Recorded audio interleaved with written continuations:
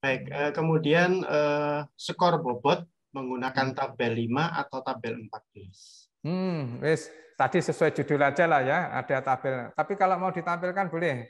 Mau saya biar singkat. Mas Wawan, tabel 5 atau tabel 4 tadi boleh ditampilkan. Mungkin sekaligus pertanyaan berikutnya ya, tabel 11 digunakan untuk menentukan apa. Jadi tabel Oke ya, 4, 5 dan 11. Saya terangkan ulang. Oke, langsung masuk ke objeknya. Tabel 4 dulu.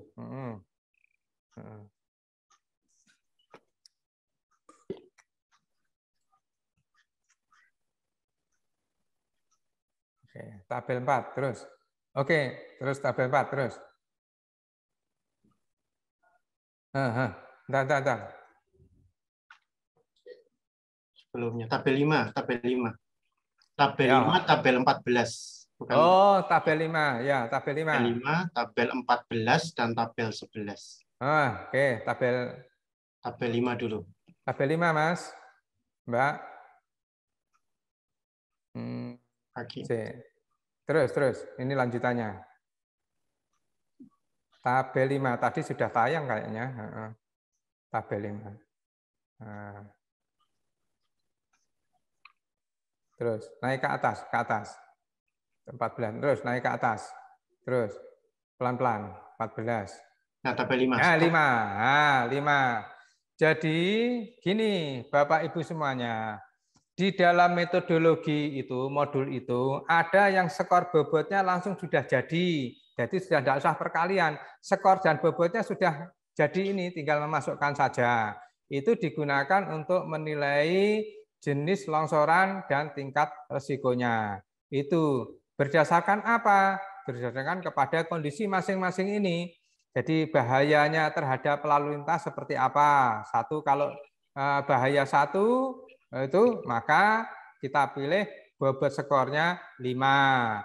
Kemudian kalau bahayanya 2, maka kendaraan hanya boleh lewat yang ringan-ringan saja, maka skor bobotnya 4. Jadi kolom ini sudah langsung ketemu skor bobotnya. Nanti kita lihat di rekapnya. Jadi ada yang skor bobot sudah jadi, ada yang skornya masih dicari dan bobotnya masih dicari. Nanti di tabel berikutnya. Oke. Itu pertanyaan yang pertama. Langsung lanjut ke tabel yang lanjutan tadi 11.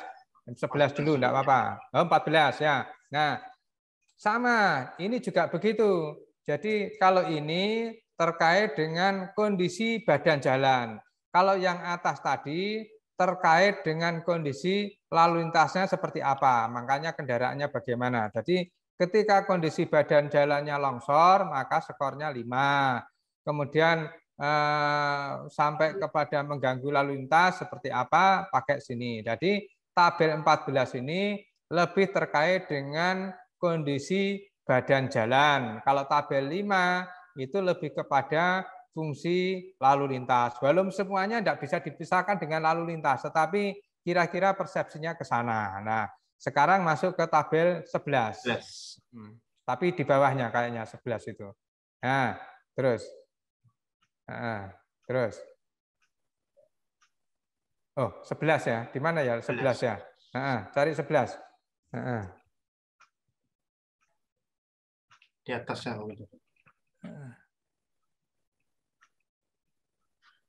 Terus.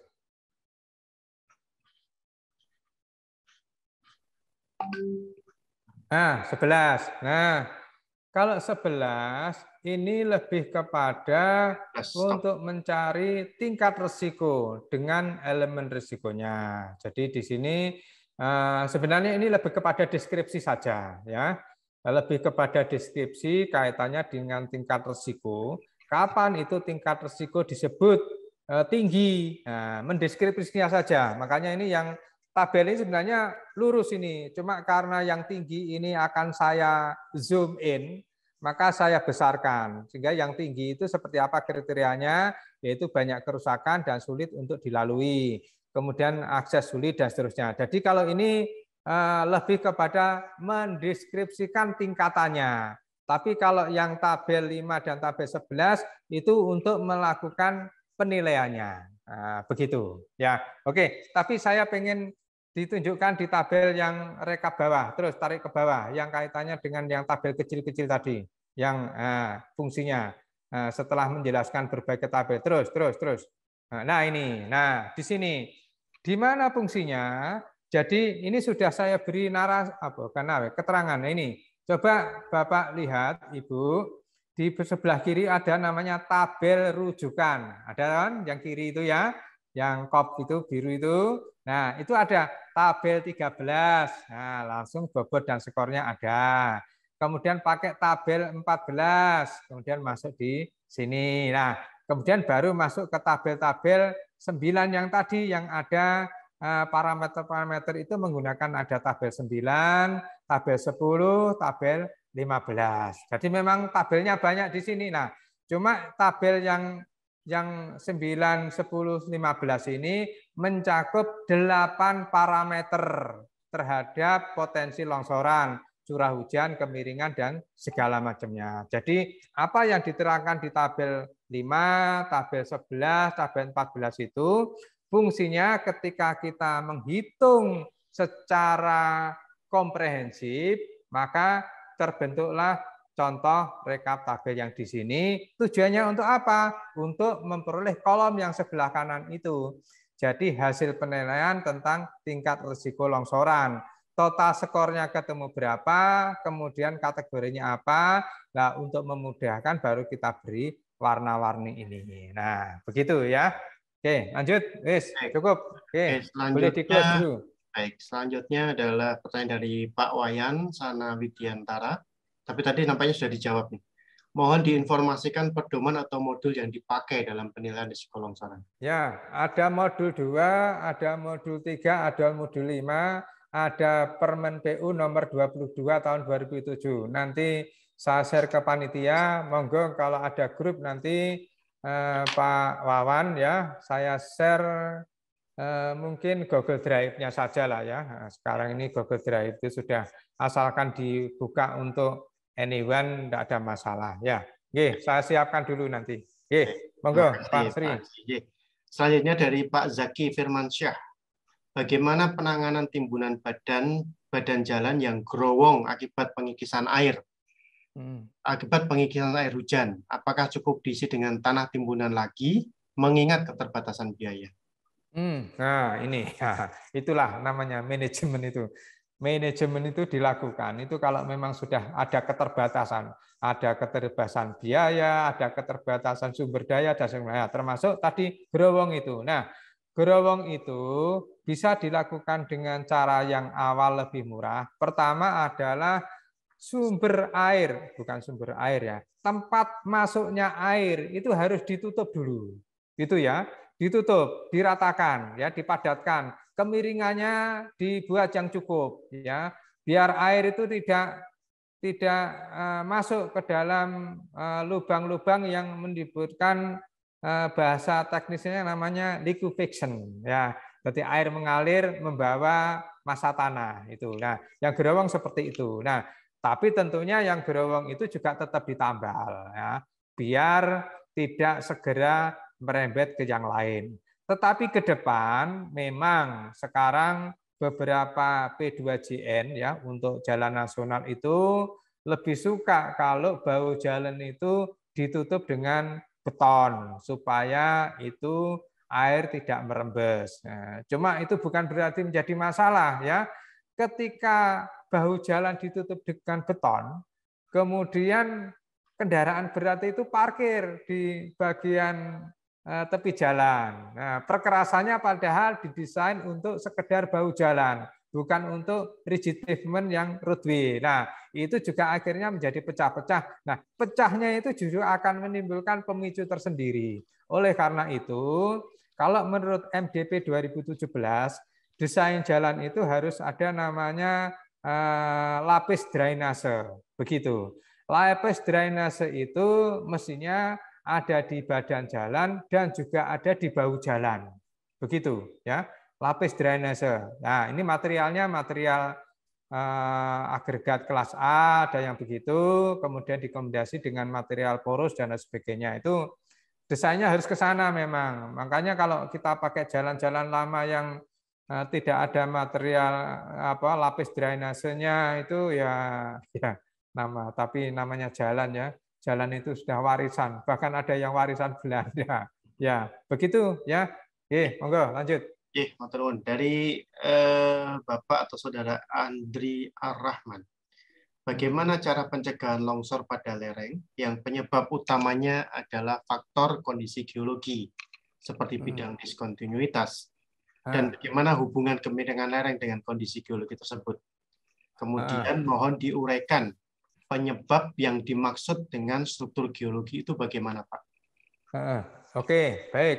Langsung semuanya berbicara tentang geologi, baik itu struktur maupun apapun ya. Jadi bagaimana cara penanganannya?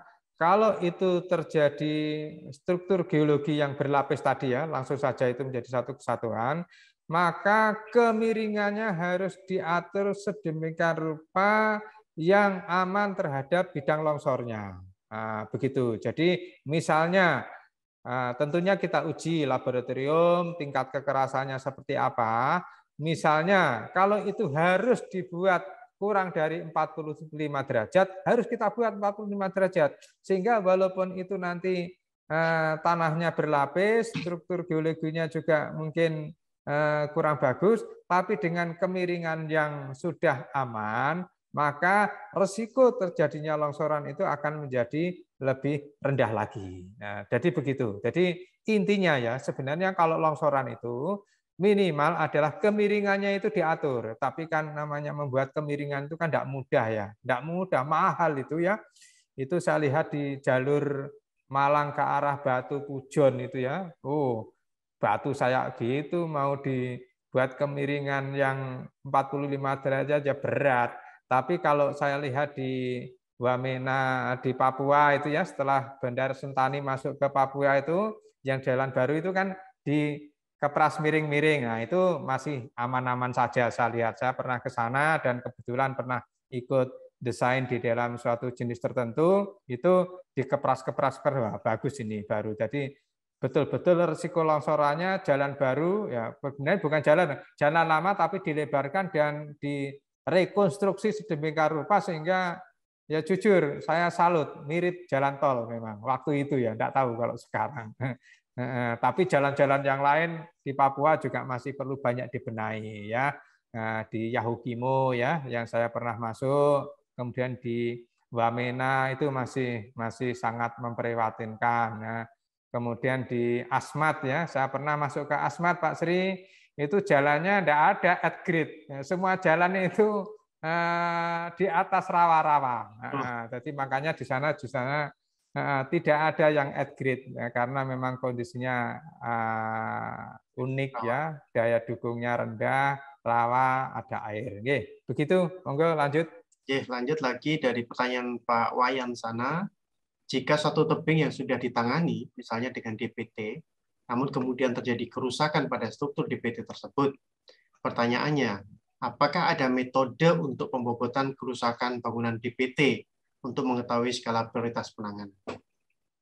Ada, baik. Jadi kalau sudah ada konstruksinya, tetap menggunakan metode yang tadi ya untuk prioritas penanganan. Kita pernah menangani di suatu kondisi tertentu itu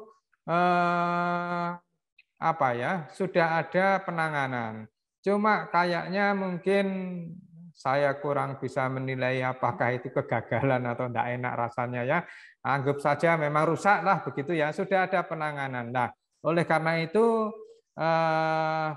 untuk metode manajemen penanganannya menggunakan tabel yang tadi. Insya Allah itu mesti ditanya nanti oleh kepala P2JN. Ini sudah diprioritaskan apa belum? Pakai metode apa? Sudah pakai prioritas baru dia percaya. Tapi kalau hanya ngawur, sudah mana?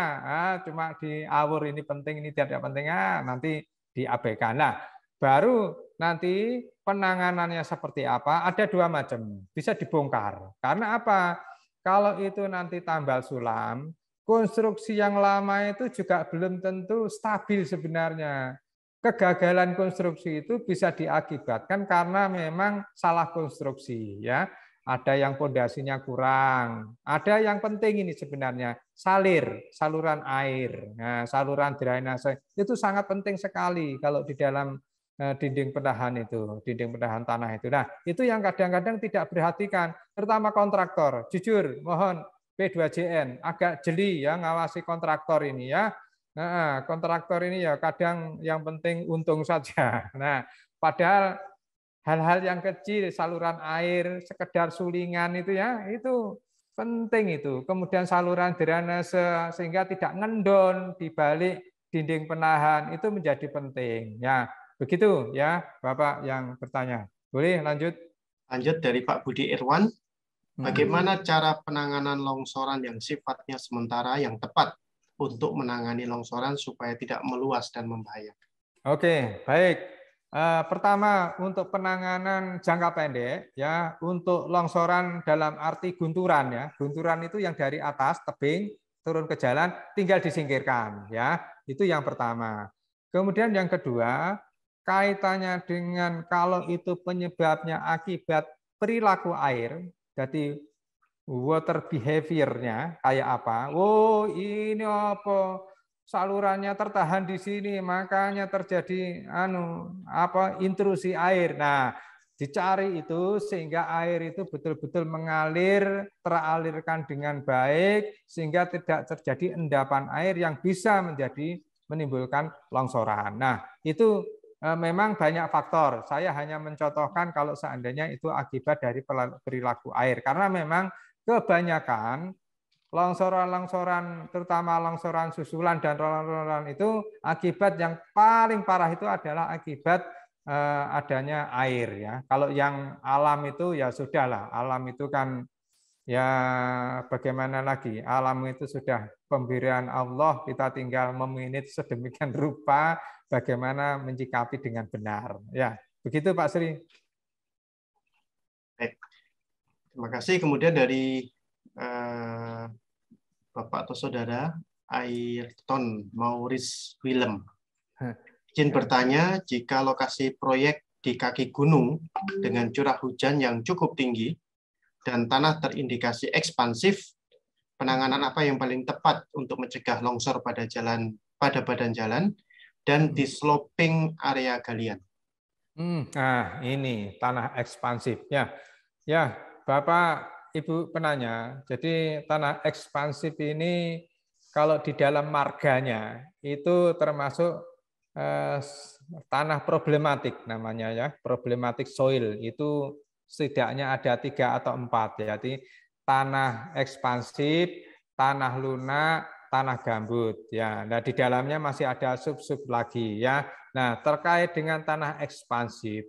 Tanah ekspansif itu sebenarnya adalah akibat kembang susut. Nah, ada yang berpendapat sebenarnya tanah ekspansif itu kalau itu kering, bagaimana kalau itu sebagai badan jalan ya, belum tidak sebagai longsoran ya, sebagai badan jalan, maka tanah itu harus dipertahankan tetap kering, tidak boleh terisi air. Nah, bagaimana metode konstruksinya? Yaitu perkerasan bahu jalan dan segala macamnya langsung tertutup rapat, tidak ada celah sedikit pun bagi air untuk masuk. Nah, itu tanah ekspansifnya seperti itu untuk penanganan jenis konstruksi. Tapi penanganan yang lebih fundamental memang ada soil improvement, perbaikan tanah ya. Saya kebetulan saat ini sedang penelitian Pak Sri kaitannya dengan tanah ekspansif yang didanai oleh dana PT UPT Dikti multi years 3 tahun ya. Nah, ini di daerah Ngawi sana itu memang jalan terjadi tanah ekspansif, kemudian rigid pavement itu cepat rusak sedemikian rupa. Nah, itu maka saya coba untuk melakukan pendekatan dengan soil improvement, perbaikan tanah. Jadi kalau tanah itu dicampur dengan suatu material tambahan apa, misalnya abu sekam, abu terbang, atau kapur, terus nanti menjadi daya dukungnya seperti apa. Nah, tetapi di dalam metode konstruksinya ya tadi itu, tanah ekspansif itu harus betul-betul tertutup rapat. Nah, untuk yang lereng ini memang jujur, tanah ekspansif itu manja menurut saya. Jadi manja. Manjanya di mana? Jadi ketika ada air dan ketika tidak ada air itu sangat sensitif.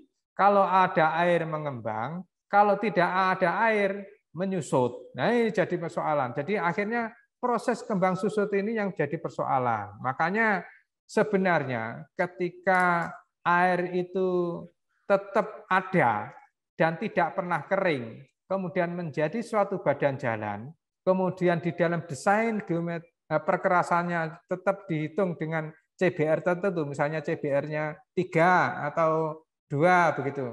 Itu tidak ada apa-apa. Yang penting tidak pernah kering, basah terus. Itu aman.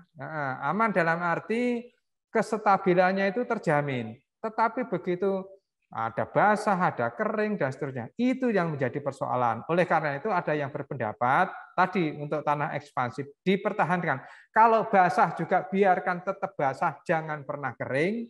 Kalau sudah kering, jangan pernah basah. Itu saja pendekatannya. Oke, begitu Pak Sri. Terima kasih. Kemudian pertanyaan berikutnya. Pak Sri ada yang raise hand apa enggak ya? Boleh ditawarkan biar ada dinamika. Enggak apa-apa. Okay. Saya siap sampai jam 2 enggak apa-apa. Sampai jam 3. Oke. Baik, kayaknya mungkin tertarik. satu penanya mohon admin boleh untuk kita selingi ya. Yang raise hand sambil bertanya ini biar suasananya lebih dinamis. Monggo begitu. admin bisa memberikan akses untuk yang raise hand. Tapi terus dibacakan itu yang pertanyaan itu biar lebih dinamis. Belum ada kelihatannya yang raise hand. Ya, enggak apa-apa. Saya lanjutkan dulu, Nje.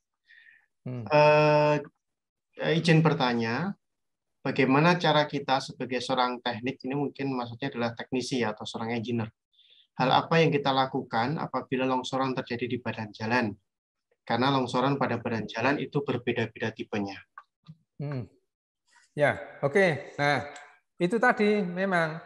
Jadi longsoran pada badan jalan itu berbagai macam tipenya. Bukan hanya itu, berbagai macam penyebabnya, berbagai macam karakteristiknya, sehingga penanganannya itu menjadi berbeda-beda. Nah, itu sebenarnya sudah ada semacam polanya begitu.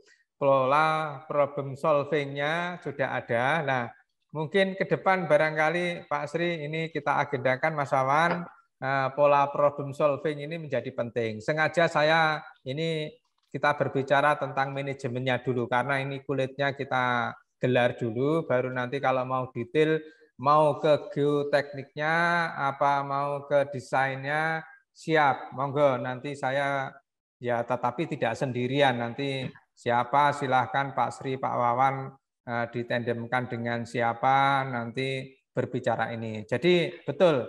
Jadi permasalahan tentang longsoran itu sekarang sudah menjadi bagian permasalahan nasional. Makanya masuk di dalam Badan Nasional Penanggulangan Bencana, yaitu baik itu nasional maupun daerah. Bahkan di beberapa unit PUPR di Dinas PU daerah juga sudah ada penanganan kasubsi bidang longsor dan segala macamnya. Nah, oleh karena itu ke depan memang longsoran menjadi penting. Tentunya mungkin Pak Sri yang sering bergelut di kereta api juga begitu ya. Saya lihat kok pernah update status di bidang longsoran untuk kereta api sama. Karakteristiknya mirip-mirip, tidak jauh berbeda. Cuman ya karena karakteristik yang lewat itu berbeda sehingga pendekatannya juga berbeda. Ya, kalau jalan masih bisa ditutup, kalau kereta api ditutup itu kayaknya kayak bagaimana begitu, sehingga kalau bisa tetap bisa jalan, mengganggu jadwal. Ya, begitu. Monggo. Oke, terima kasih Pak Haji. Selanjutnya pertanyaan dari saudara atau Bapak Muhdinul Ardiansyah. Izin bertanya, bagaimana cara penanganan longsoran perayapan tanah? Contohnya seperti tiang tembok yang lama-kelamaan. Ya, oke. Jadi merayap itu bergerak perlahan-lahan, tidak terasa memang. Jadi ciri-cirinya tadi saya contohkan itu tiang listrik miring. Nah, tadi ada pertanyaan temboknya tahu-tahu retak. Nah, caranya adalah sebenarnya kita lihat sumbernya dulu. Sumber perayapannya bagaimana? Nah, kalau itu bisa, maka ditahan, namanya dinding penahan. Jadi ditahan di ujung perayapan itu ada konstruksi yang menahan supaya tidak merayap. Nah, kita lihat kalau perayapannya tinggi itu bukan hanya sekedar bangunannya saja, tapi pondasinya. Nah, ini. Jadi bedanya dengan bangunan-bangunan geleger yang lain gedung. Kalau dinding penahan itu sebenarnya bukan hanya sekedar konstruksi yang atas, pondasinya itu menjadi persoalan. Nah, oleh karena itu pondasinya juga harus kuat. Nah, bidang gelincirnya ada di mana, titiknya ada di mana, gaya lateralnya bagaimana, terus nanti ketemu kedalaman pondasinya seperti apa. Begitu ya. Tapi penanganannya tadi, jadi di ujung perayapan itu mungkin boleh dikepras kemudian langsung. Nah, karena perayapan itu akibat adanya saluran air, dicari sumber air tadi di mana dialirkan. Jadi air itu ya memang jalan itu kan musuhnya air ya. Jadi musuh pertama jalan itu air, musuh kedua air, musuh ketiga air. Begitu katanya, begitu kalau kita dengan orang-orang Bina Marga. Oke, monggo. Ini ada yang raise hand, Mas Prabowo ST. Monggo silakan. Pertanyaan langsung kepada Pak Haji Suraji. Ya, Assalamualaikum warahmatullahi wabarakatuh. Izin bertanya. Ya, kalau dengan Pak Haji tentunya sudah nggak asing lagi ini. Saya ingin bertanya, Pak. Tadi kan ada longsoran pada badan jalan dan ada pada tebing. Nah, kalau pada tebing kan biasanya berupa gunturan. Kalau badan jalan kan biasanya langsung longsor gitu. Cuma kalau badan jalan biasanya kan ada tanda-tanda retakan dulu. Kalau gunturan tentu saja tidak ada tanda-tanda. Misalkan terjadi hujan bisa aja langsung terjadi gunturan. Nah, bila terjadi hal seperti itu yang perlu kita tangani terlebih dahulu itu yang longsoran atau gunturannya, Pak? Jika kondisi penilaian tingkat resikonya sama. Ini. Begini, kalau tingkat risikonya sama antara longsoran dan gunturan, tapi begini sebenarnya. Karakteristik terjadinya gunturan dan longsoran itu sebenarnya berbeda. Sehingga kemungkinan terjadi pada lokasi yang sama itu kecil, ya, kecil. Karena gunturan itu akibat massa tanah yang lepas, ya. Tapi kalau itu longsor, itu sebenarnya akibat ketidakstabilan massa. Beda sebenarnya. Jadi kalau kita pernah problem solving di lapangan, gunturan dan longsoran itu jarang terjadi bersama-sama. Tapi kemungkinan bisa terjadinya begini. Ya, jadi betul-betul lerengnya itu memang tanahnya lepas atau batuannya lepas, sementara di bawah itu juga akibat tidak stabil. Nah, mana yang ditangani? Nah, yang ditangani sebenarnya yang paling berbahaya itu adalah gunturan. Nah, gunturan itu karena apa? Karena resikonya langsung bisa mengenai kepada badan jalan dan kepada pengguna jalan. Nah, tapi kalau itu longsoran, selama itu masih bisa digunakan untuk lalu lintas darurat, ya. Tadi kan ada level-levelnya, ya toh. Ada saat tertentu hanya satu lajur bergantian, ada saat tertentu khusus sepeda motor. Nah, ketika setidak-tidaknya bisa satu lajur kendaraan roda 4 bergantian, maka mana yang ditangani lebih dulu, yaitu yang gunturan itu tadi. Karena gunturan itu tingkat resiko mendadaknya itu lebih tinggi. Bayangkan kita sedang nyetir, kemudian ada batu gelundung dari atas. Nah, itu juga berbahaya. Jadi begitu, Mas Prabowo, ya, resikonya. Tetapi kalau uangnya banyak, ya dua-duanya ditangani. Nah, tetapi kan kita ini berbicara manajemen ya, sehingga mana yang paling penting dan mana yang prioritas ditangani. Oke, begitu. Ya, terjawab ya, Mas Prabowo. Ya, terima kasih Pak atas jawabannya. Oke, terima kasih. Ya. Baik, sambil menunggu lain yang raise hand, saya lanjutkan dulu yang pertanyaan dari chat, dari saudara atau dari Bapak Yunus. Untuk penilaian skor dan bobot parameter penyebab longsoran pada lereng itu, kualifikasi penilainya minimal seperti apa? Oke, kualifikasi. Kalau parameter-parameter tadi sudah ada ya. Tapi penilaian yang paling akurat, semampang itu bisa diukur dengan pengukuran laboratorium, diukur dengan laboratorium. Kalau itu visual, diukur dengan visual. Contohnya, permeabilitas.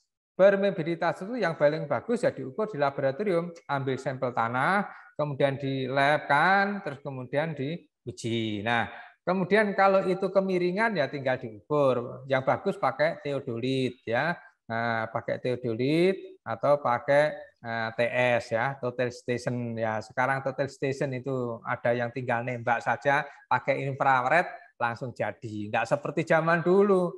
Zaman saya kuliah dulu pakai water pass.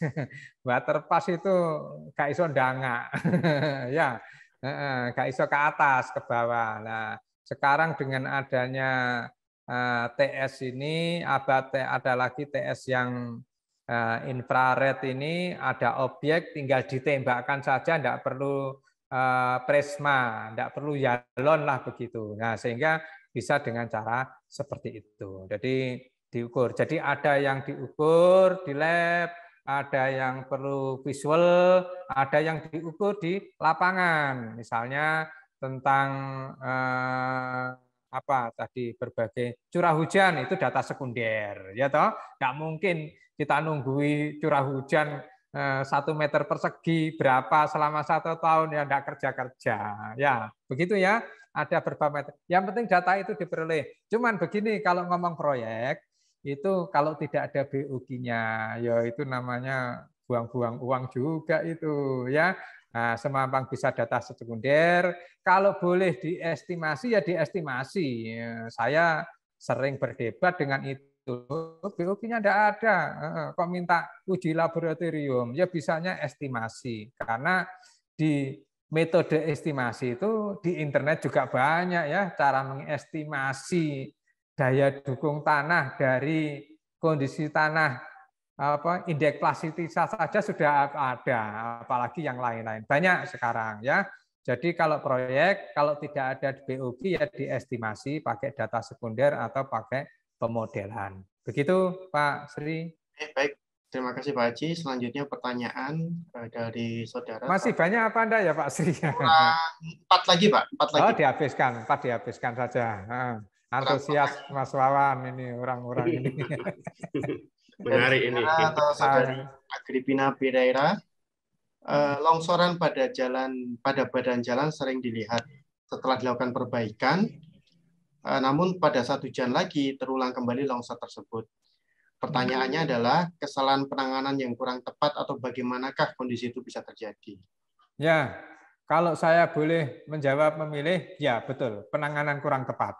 Jadi mungkin konstruksinya secara prinsip sudah benar, tetapi yang sering terjadi perilaku air tadi itu tidak diperhatikan.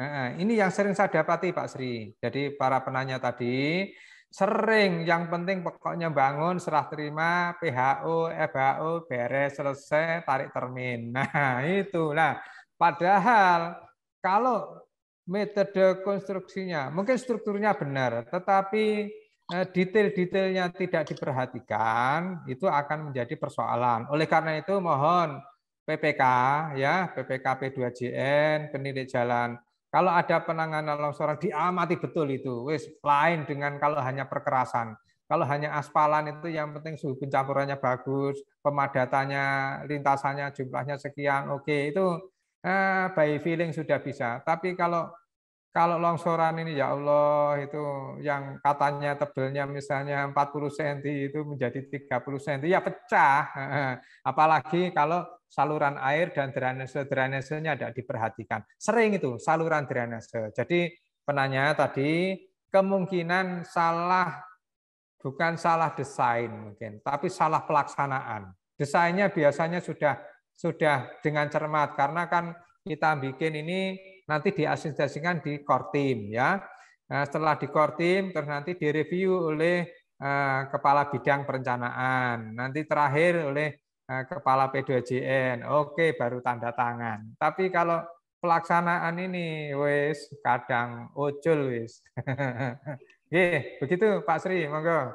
Lanjut untuk Pak Wayan lagi nih, pertanyaan.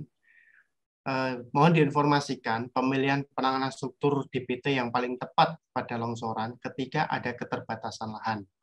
Sehingga sampaikan tadi lahan diklaim oleh masyarakat karena sering terjadi pada penanganan longsor di luas jalan. Oke, baik. Saya juga pernah menangani seperti itu, keterbatasan lahan. Sebenarnya tidak terbatas. Itu kadang lahannya perhutani. Perhutani kan podo pemerintah ya. Tapi itu juga tidak mudah ya. Tetapi begini, jenis-jenis konstruksi yang tidak memakan lahan itu misalnya dinding penahan tanah tapi yang relatif tegak. Nah, jadi bukan kemiringan yang kita andalkan, tetapi lebih kepada kekuatan konstruksinya tegak. Kalau perlu cor beton, bukan pakai batu kali ya, begitu. Itu relatif lebih aman ya, lebih aman dari segi lahan. Tapi ya itu mahal karena itu nanti pondasinya harus dalam. Misalnya dalam kedalamannya harus misalnya 6 meter. Nah, diameternya harus misalnya 40 cm dengan jarak 2 meter dan seterusnya. Itu menjadi mahal. Padahal kalau itu lahannya cukup, itu dengan kemiringan yang sudah terpenuhi misalnya 60% itu sudah bisa itu dengan pondasi yang tidak usah terlalu dalam. Nah, oleh karena itu kalau terkait dengan desain dengan lahan terbatas, maka dinding penahan yang sifatnya tegak, kemudian dindingnya beton, ya, bukan susunan batu kali. Begitu Pak Sri. Baik. Selanjutnya pertanyaan dari Pak Cana dari PT KA ini. Assalamualaikum, izin bertanya. Di Jalan KA, bahu jalan KA meliputi rel bantalan balasu balasan drainase. Apakah di jalan raya definisi badan jalan juga sama, termasuk drainase? Kemudian yang kedua, ada contoh di jembatan kereta api, ada penurunan longsor tanah di bawah pilar jembatan hingga 4 meter penurunan dasar sungai. Apakah ini termasuk penurunan badan jalan? Ya, oke, baik. Jadi judul saya ambil badan jalan itu dalam arti umum ya. Jadi sebenarnya sama, saluran drainase itu adalah disebut dengan badan jalan. Jadi definisi badan jalan itu kalau dalam istilah teknis mungkin namanya rumija, rumaja, ruang manfaat jalan. Ya. Ruang manfaat jalan itu sampai dengan saluran drainase. Jadi satu kesatuan saluran drainase itu dengan badan jalan itu. Nah, tadi dikatakan kereta api juga sama. Betul. Jadi sebenarnya filosofi jalan raya dan jalan kereta api itu beda-beda tipis saja. Ya, hanya berbeda pemilik proyek saja, Pak Sri. Nah, hanya berbeda pemilik proyek, terus kemudian karakteristik lalu lintasnya berbeda. Tetapi metode penanganannya relatif tidak berbeda ya. Terus kemudian penanganannya seperti yang saya kata tadi, badan jalan itu utuh, satu namanya rumaja. Nah, di jalan-jalan sebenarnya itu yang paling utama di rumaja. Tetapi ketika longsoran itu sebenarnya tidak hanya sekedar tentang badan jalan ya. Judul yang saya sebutkan itu hanya untuk menunjukkan kalau itu konteksnya jalan gitu saja. Tapi sebenarnya sampai dengan rumija, ada ROW, right of way jalan itu sampai kalau itu namanya right of way, ruang milik jalan. Jadi dari pagar orang ke pagar orang kalau cirinya begitu. Tetapi artinya adalah setelah saluran drainase itu masih ada ruang bebas atau clearance ya. Itu termasuk yang harus diamankan. Oleh karena itu pengamanan konstruksi ini harus aman sampai dengan ruang milik jalan, rumija, bukan hanya rumaja. Nah, menurut saya kereta api juga sama. Jadi bukan hanya sekedar tentang badan jalan dalam arti rumaja, ruang manfaat, tetapi ruang milik itu. Nah, ruang milik itu tentunya sudah ada definisinya. Sejauh mana milik jalan itu harus di-cover, ya ada ruang bebas namanya. Kereta api itu juga butuh ruang bebas, tidak boleh hanya sebatas sempit saja itu. Bahkan membuat lorong kereta api saja ada ruang bebas atas, ada ruang bebas kanan kiri ya. Kalau saya desain flyover itu mesti kita berbicara tentang ruang ruang kereta api ya, ruang manfaat dan ruang bebasnya kereta api itu berapa yang harus disediakan. Nah, itu ada clearance atasnya berapa, kanan kirinya berapa, diukur dari as relnya itu. Itu yang pertama.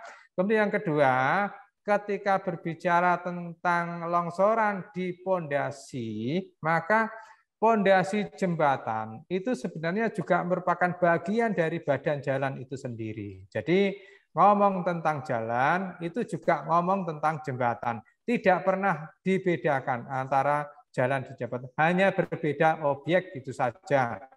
Jadi ketika ngomong tentang badan jalan dan di bagian pondasi jembatan terjadi longsoran, maka itu juga perlu ada penanganan. Karena apa?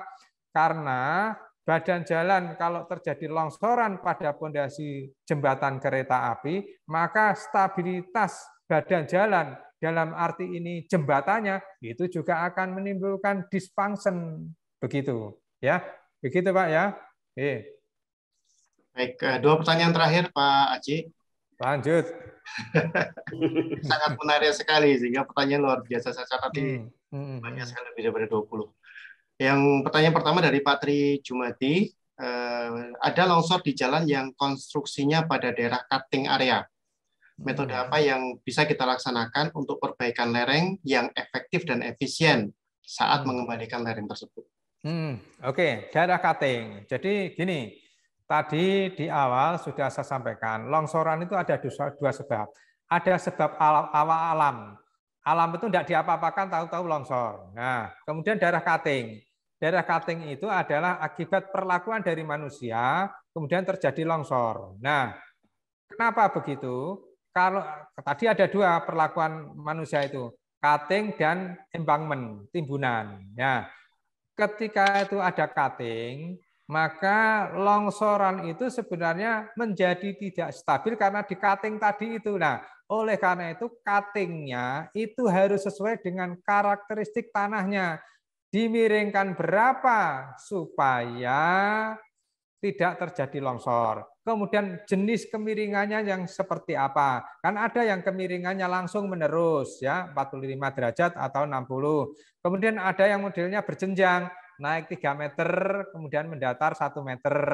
Naik 3 meter lagi, mendatar 1 meter, berjenjang begitu. Nah, ada lagi yang masih kombinasi berjenjang itu, tapi di bawahnya masih ada pasangan batu kalinya. Nah, ada lagi yang masih terbaru itu. Saya lihat kalau Bapak itu pernah lewat jalan tol Pandaan Malang, ya, itu di daerah Purwodadi itu terjadi ya memang ada sumber air akibat air, tapi terjadi longsoran, ya. Nah, longsoran itu akhirnya apa? Diberi dinding penahan, tetapi bentuknya berupa pile-pile begitu. Jadi berderet-deret itu di pile-pile begitu sehingga itu sudah aman. Nah, seperti itu sehingga tidak terjadi longsor lagi. Untuk cutting banyak pendekatan, tetapi paling enggak pertama tadi saya lihat jenis kemiringannya, model langsung apa model berjenjang, ya kaskade atau dengan menggunakan turap atau pile. Begitu. Oke, begitu Pak Sri. Atur nuwun Pak Haji, pertanyaan terakhir ini. Terakhir, alhamdulillah. Terakhir Pak Wawan. Bagaimana penanganan yang efektif terhadap longsor tebing badan jalan yang berpotensi runtuh? Dan di kedua sisi jalan tersebut adalah tebing jurang yang tinggi dan dalam. Sementara aliran air mengalir ke arah jalan tersebut. Oke, baik. Sebenarnya untuk yang jenis longsoran sama dengan penanya yang sebelumnya, ya. Tapi saya akan menambahkan perilaku air ini. Jadi air itu perlu diberi saluran. Begini, jadi yang dari atas ke bawah itu harus ada semacam saluran drainase vertikal yang mengalirkan air di setiap segmen. Misalnya dibuat setiap 3 meteran, 2 meteran, atau 4 meteran. Itu yang dari vertikal, ya. Kemudian yang arah horizontal itu perlu ada saluran yang cukup, dimensinya juga cukup, terus kemudian kalau perlu perkerasan dibuat perkerasan, sehingga air itu langsung bisa terbuang dengan cepat. Nah, yang sering terjadi itu langsung dilakukan cutting, kemudian di bawahnya tidak ada treatment sama sekali, dibuang begitu saja. Nah, ini yang jadi persoalan. Jadi mengendapnya air di bagian bawah itu juga bisa menimbulkan potensi terjadinya longsoran. Nah, begitu. Oke, begitu Pak Sri. Matur nuwun, alhamdulillah nih Pak Haji Suradi. Alhamdulillah.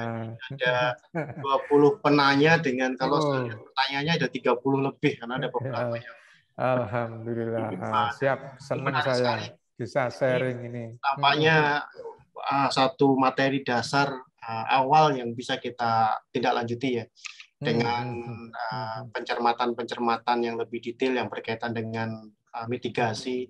Nanti ditawarkan oleh Pak Haji tandem dengan teman geoteknik. Bicara dari sisi stabilitas lereng, pemodelan geotekniknya, sekaligus nanti terkait dengan konstruksi jalan yang paling efektif. Jadi mungkin insya Allah juga akan ada potensi-potensi untuk kita belajar bersama berkaitan dengan penggunaan software nih Pak Haji Suraji. Monggo, ada Plaxis, ada macam sekali ya, macam-macam sekali, nanti bisa kita tawarkan. Minimal ini menjadi satu poin awal untuk kita semakin meningkatkan kemampuan kita, baik secara individu maupun sebagai seorang profesional engineer. Terima kasih Pak Haji Suraji, saya tidak akan menyimpulkan karena sudah berkesimpulan sendiri atas pertanyaan yang disampaikan.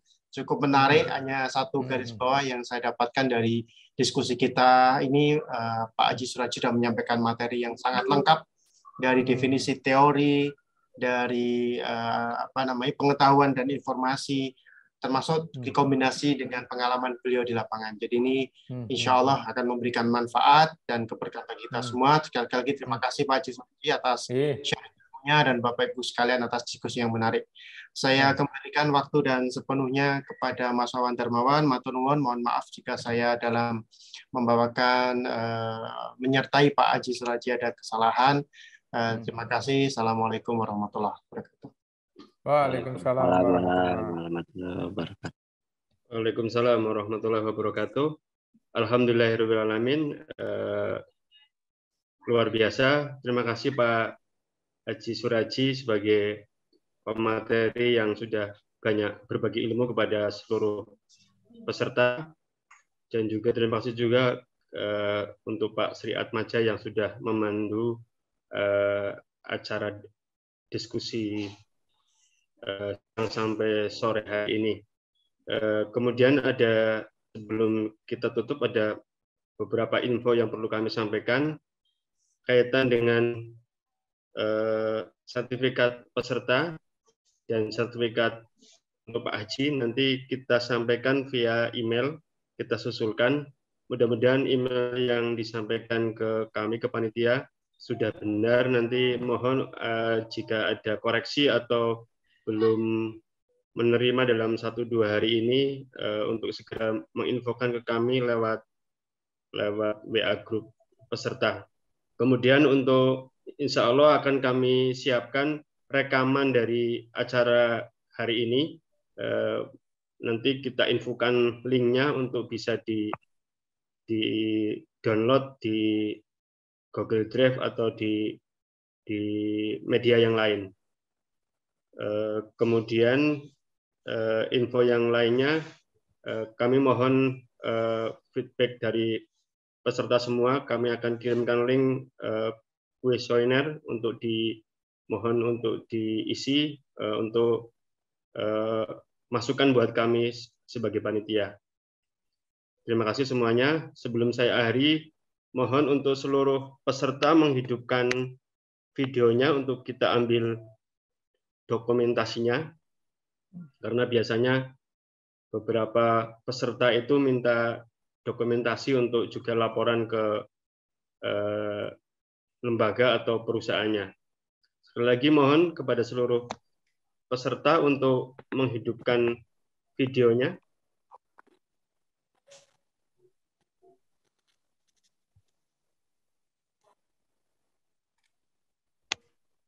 Sudah semua siap belum ya? Insya Allah sudah semua. Nanti ini ada sekitar 53-an peserta.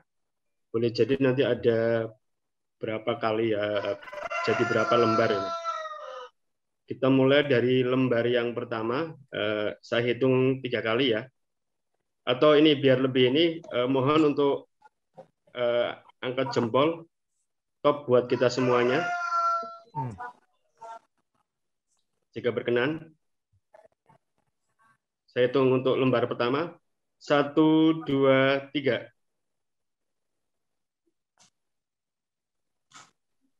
Untuk lembar kedua. 1, 2, 3.